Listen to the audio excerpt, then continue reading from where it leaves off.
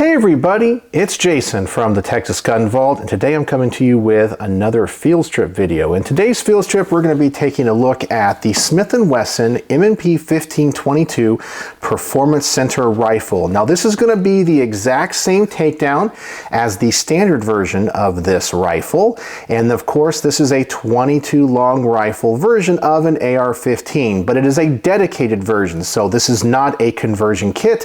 This gun is designed from the ground up to shoot 22. I also want to compare it to one of the Umarex guns, or the Walther guns, which are made under license in the case of this gun for HK, but they've also made guns just like this for Colt, and those are very popular as well. But I do think Smith & Wesson has the superior system when it comes to disassembly and cleaning. So let's start this field strip by dropping the magazine, and we will ensure that there is no ammunition in the magazine. We will set that aside. We will then safety check the firearm. We'll pull that bolt back, visually inspect that chamber, see that we are empty. We will then put the gun on safe. Now, one of the advantages to this design is that it comes apart just like a standard AR-15. You have two takedown pins. We'll push the one in the back out first.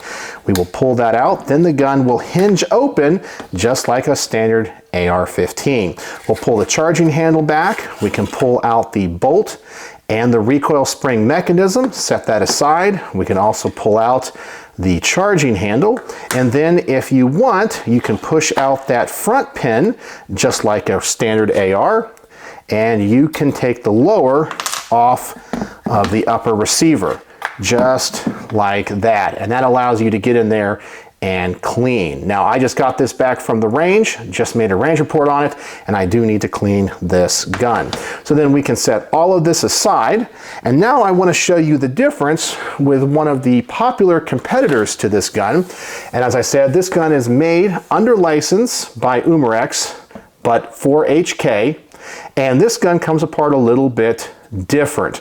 So we do have two pins here, but they are not captive like they are on the Smith & Wesson. These just simply pull straight out. So those could be easily lost, but that allows you to separate the upper and the lower receiver, just like that.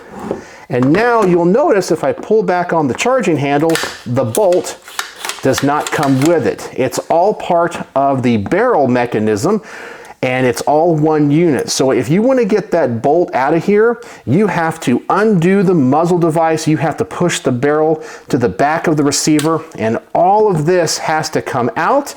And then you have to, and see if I can get this on camera, you have to undo this little screw right here, and the two parts come apart.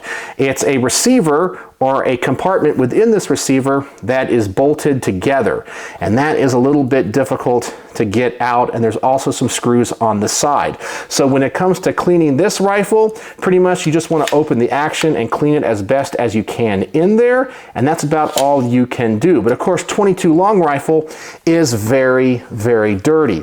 So I am a huge fan of this system because it comes apart just like a standard AR. You can clean the bolt, get that out nice and easy. You can get into the upper receiver, clean all of that out, get into the lower really easy. I definitely think Smith & Wesson has the better system. So let me go ahead and clean up this Smith & Wesson, and then we're gonna put it back together. All right, so we got this rifle all cleaned up and it's ready to go back together, and let me tell you, it is super duper simple. The only thing I would do before putting it back together is put a couple of drops of oil here on the bolt group with the recoil spring, just where that bolt is going to run on those tracks. I would just put just a couple of drops, and honestly, I think that would be just perfect. So let's put that down for just one moment. Let me get the upper receiver here. You're going to want to put in your charging handle first. Make sure the side with the channel is facing down. Then we're going to put in that bolt and the recoil spring. Just slide it right on in. Then we're going to go to the lower receiver. Make sure the pins are out. And now we can put on the lower receiver onto the upper, just like a standard AR-15. Close that up, push in the rear pin, and then we can insert the magazine and then check for function. and we are good. So there you go. That is the complete field strip and reassembly of the Smith & Wesson M&P 1522 Performance Center. And let me tell you, it is super simple and I think far superior to some of its competitors. So I hope this video helps someone in the future. And as always, thanks for watching.